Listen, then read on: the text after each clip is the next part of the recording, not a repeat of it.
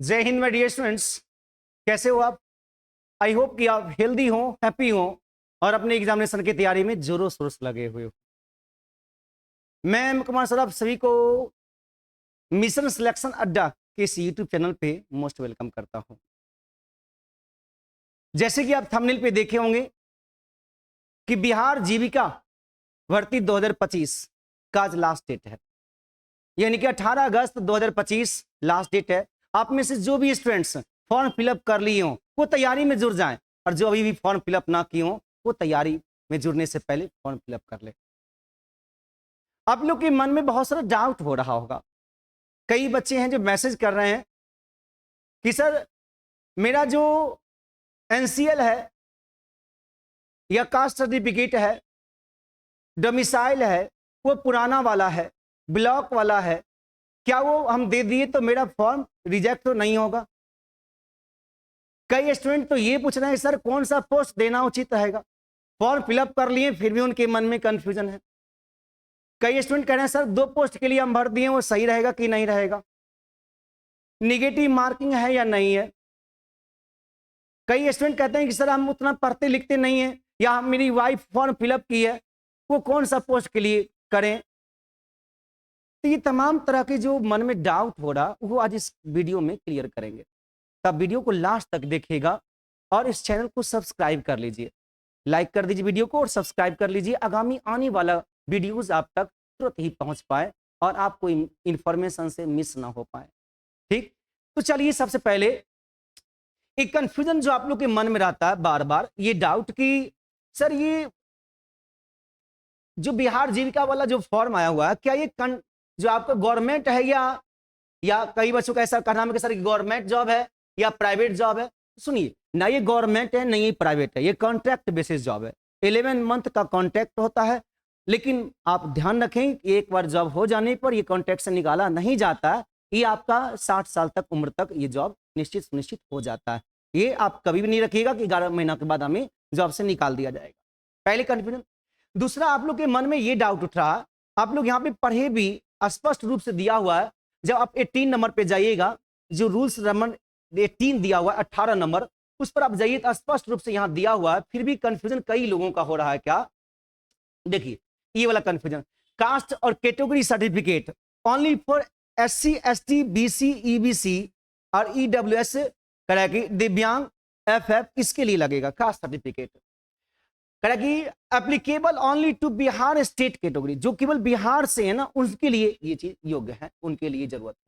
In case of BC EBC candidate, BC EBC caste certificate containing the non-creamy layer clause should be valid on the date of joining issued within 1 year।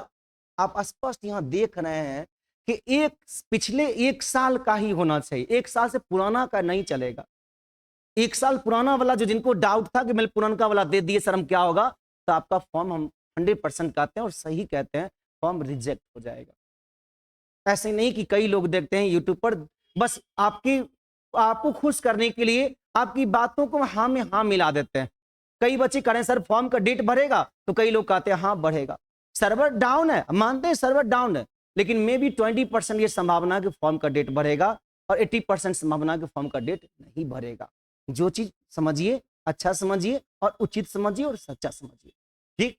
और दूसरा कह रहा है क्या, ये सब जो होना चाहिए वो कहां पे SDO लेवल का होना चाहिए या उससे ऊपर का होना चाहिए, ब्लॉक लेवल का नहीं चलेगा, ब्लॉक लेवल का नहीं चलेगा। तो ये डाउट क्लियर हो गया। और दूसरा डाउट आप लोग का आता है कि सर निगेटिव मार्किंग है क्या, तो सबसे पहले ध्यान रखिएगा, नो निगेटिव, निगेटिव नहीं है आप लोग का, नो निगेटिव, निगेटिव नहीं है। तैयारी कैसे करना ये सब बताएंगे।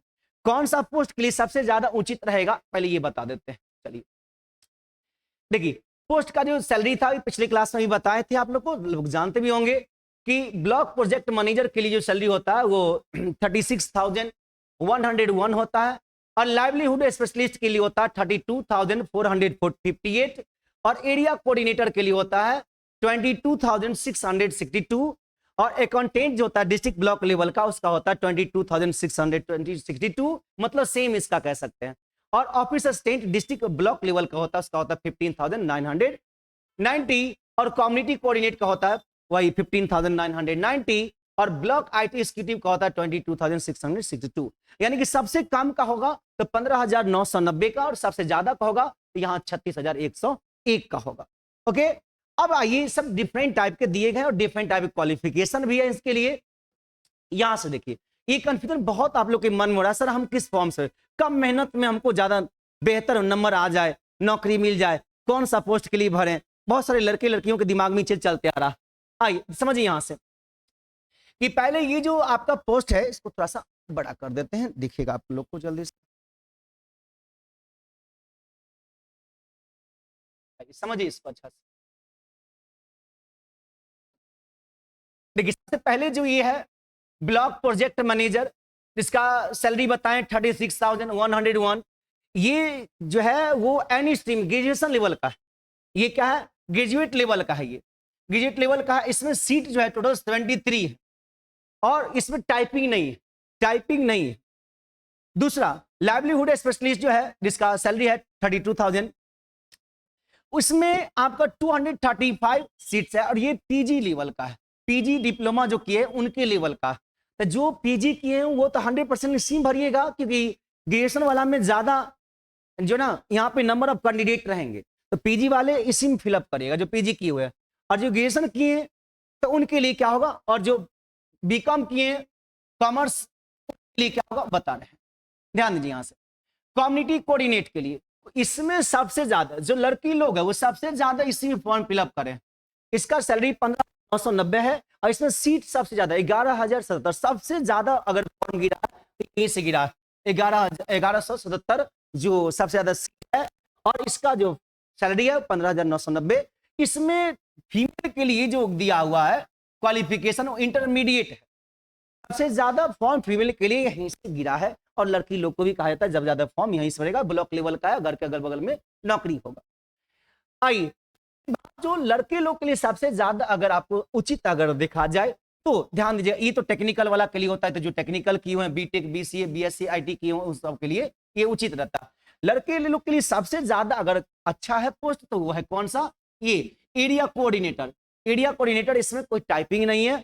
और यहां अगर आप आते हैं ऑफिस असिस्टेंट वाला में जो है डीपीसीयू लेवल का, बीपीआईयू लेवल का, तो इसमें आपको ग्रेजुएशन के साथ में टाइपिंग भी है और इसमें टाइपिंग नहीं है। तो लड़का लोग के लिए, बॉय के लिए सबसे ज्यादा उचित रहेगा, कम मेहनत में आप अच्छे से हासिल कर सकते। मेहनत तो आपको करना ही है, सफलता पाने के लिए आपको मेहनत अति करना पड़ता है, अथक करना पड़ता है, ठीक।